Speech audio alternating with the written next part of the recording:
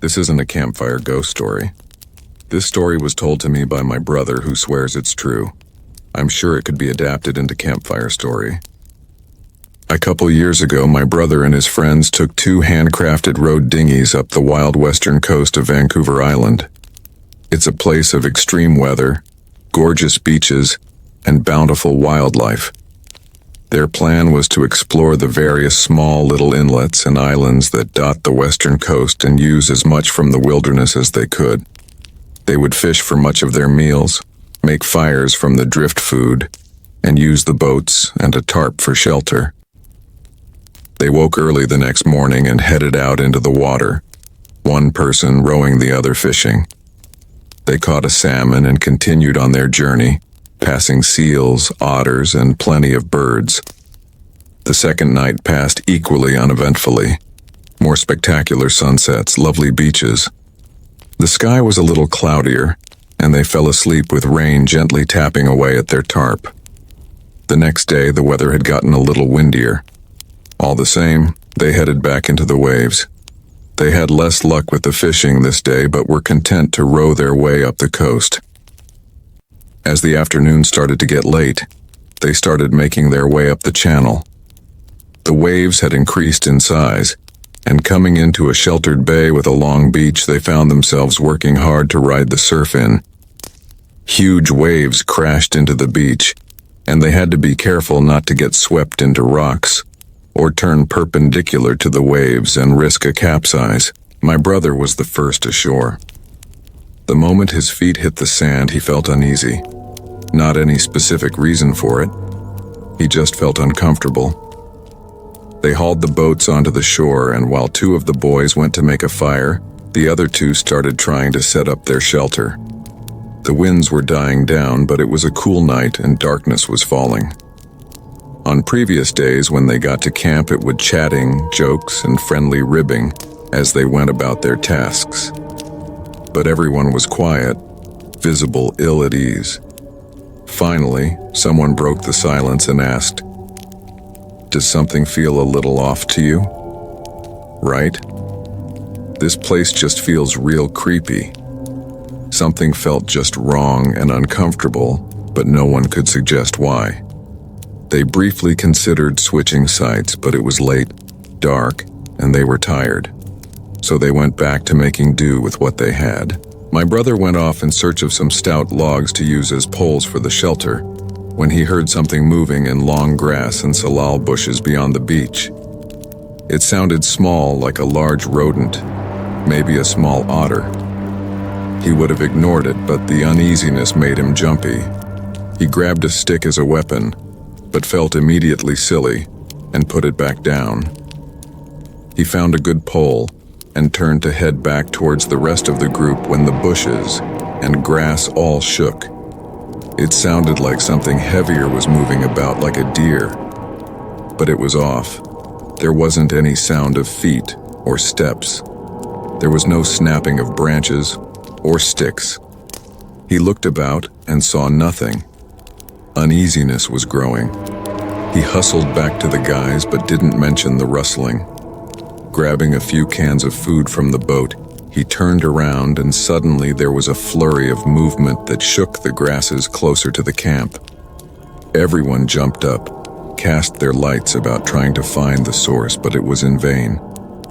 Finally, the fire was lit. My brother says they had hoped it would make them feel a little more secure, but the opposite happened.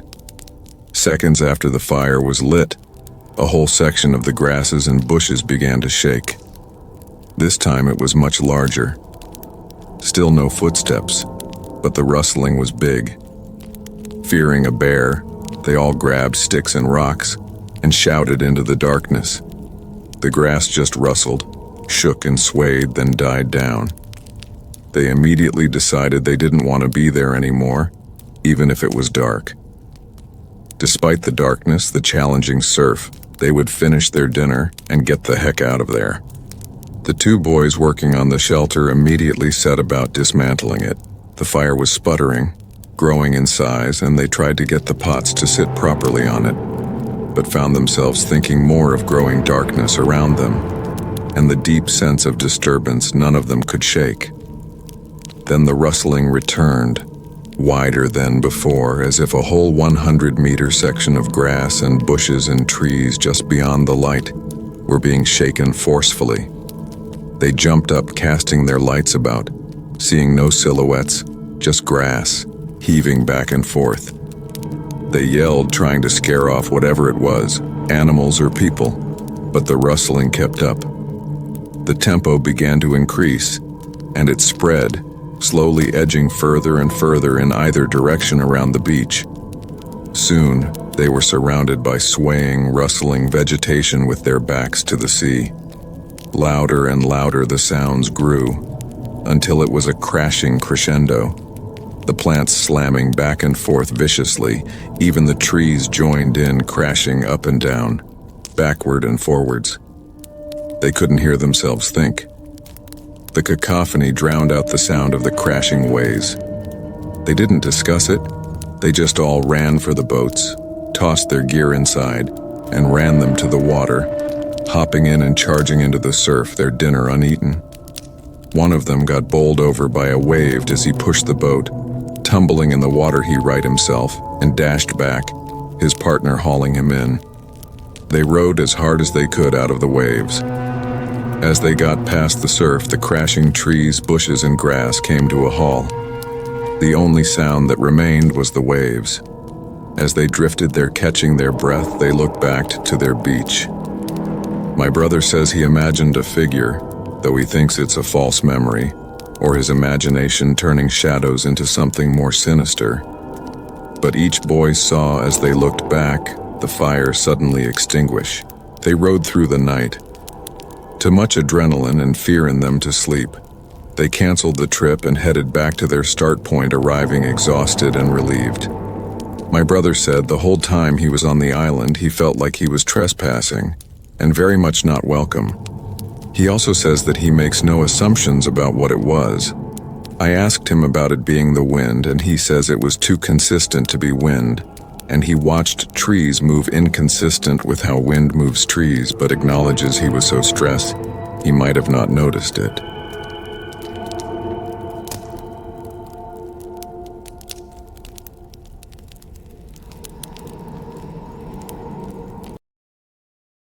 When I was about 18, me and some friends took a road trip about 7 hours or so down to the Apalachicola National Forest near Tallahassee, FL. We were going to do a little car camping, drink a few ice-cold natty lights. 18-year-old stuff. As such, we didn't want to be bothered by any park rangers, so we drove way deep into the woods. Got there, set up camp, had said natty lights, and me and my friend decided to go do a little exploring. So we walked about 100 yards from our site back to the main road, saw another path directly across from us, and started walking. Immediately we started seeing signs that someone had lived there for a while. Big bags of trash, stuff like that. Should have been a huge red flag to turn around. But 18. Nothing could hurt us. So we get to this campsite of an older white guy living out of his van. Clothes lines strung up, coolers, places around it, and a big, gorgeous dog. I think maybe a golden retriever. We tried to back out, but he sees us and starts talking. He's friendly enough, asks us where we're from, tells us about some cool spots to check out in the park. We end up chatting for 10 minutes and going on our way. I kept thinking to myself how odd it was that he gave directions in steps, not yards or miles. Guy always seemed to be off balance, not stumbling drunk, but like he was walking on a balance beam, swaying side to side. Oh, and he was super excited to talk about national parks and forests where we were from. Okay, camping part over. We went back to our tents. Fast forward 2 months. Same buddy calls me late at night and tells me to turn on TV to the news. I oblige. I see an old dude with a van. You see where this is headed, but I didn't, so I get pissed at my friend for waking me up. No, watch. And then I see the golden retriever and it all clicks. What the fuck? That man's name was Gary Michael Hilton, convicted of at least 4 murders.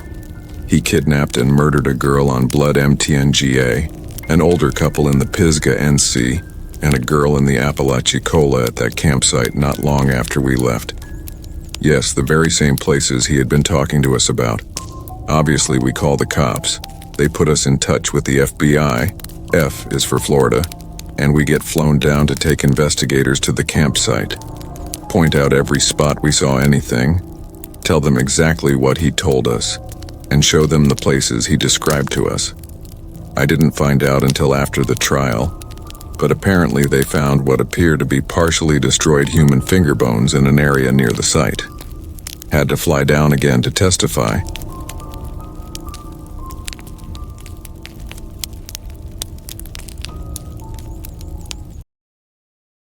This happened when I was 13 years old in 1986. It was a hot summer night in July. My younger sister had 2 friends from the same street as us. That night, we decided to have a camping experience in our backyard. We lived in what looked like a small apartment complex with only a few houses facing each other in a circle, and the city center was about 5 minutes away. It was common for teenagers and even children to camp in their backyards at the time, and no one thought it was dangerous or unsafe. That night, I decided to pitch a tent in my backyard and camp there. After a few hours, it was past midnight. I was sitting in the tent when the girls came up to me and asked if they could come inside, before I could ask why. One of the girls said that someone was watching them from the side of the house. I thought they might be imagining things, so I told them they could come in if they kept quiet, and went to sleep. But as soon as they entered the tent, I could tell they were visibly scared, and honestly, it worried me a little. One of them said that she saw a person she couldn't recognize looking at them from the side of the house. I closed the tent's zipper and felt a little worried for a moment, but then I realized that we were just in the backyard and my parents were in the house, and the neighbor's house was only a few meters away while I was listening to them talk about seeing a creepy man. I thought for a moment that it was just a prank they were trying to pull on me. Still not completely convinced by what they are saying. I opened the tent's zipper and stuck my hand out to prove to them that there was nothing outside. But what happened shortly after was unimaginable. When my hand was outside the tent, someone grabbed my hand. It was one of the most terrifying moments I have ever felt in my life. Before I could comprehend what had happened, someone outside had started kicking the tent. The front of the tent had collapsed and we could no longer escape from it. I told my sister and her friends to scream loudly so my parents or one of the neighbors could hear us. Then from outside the tent, I heard a rough voice saying, "No one can help you." We continued screaming loudly for what seemed like 30 minutes, when it was probably only half a minute. I saw the light in the neighbor's room turn on from the tent. Moments later, the light on our back porch turned on too. I heard a voice from outside the tent saying, "You kids are making loud noises, get out of the tent." Then I went out first, then my sister and her friends. When I went out, I saw a man leaning against the wall of the house. He was wearing a police badge on his waist, but I didn't see any police cars. I also remember seeing a small truck parked on the street between our yard and our neighbor's yard. Hearing all the noise outside, my father opened the back door and we quickly headed towards it. Then the man turned and left before my father could see him. When I looked out the living room window, I saw the truck parked on the street had started to move. When my father went to the street, the truck was already out of sight. I knew all the local police officers, and this man definitely wasn't one of them. I figured that somehow he had managed to steal a police badge and that he must not be from this town and was just looking for kids to kidnap.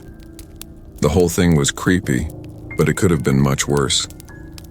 Although I debated and analyzed it for hours, how the man had seen us in the backyard, and what the hell was he doing here in this quiet area at this late at night, and how did he manage to reach us, and many questions, since they were memories from the past.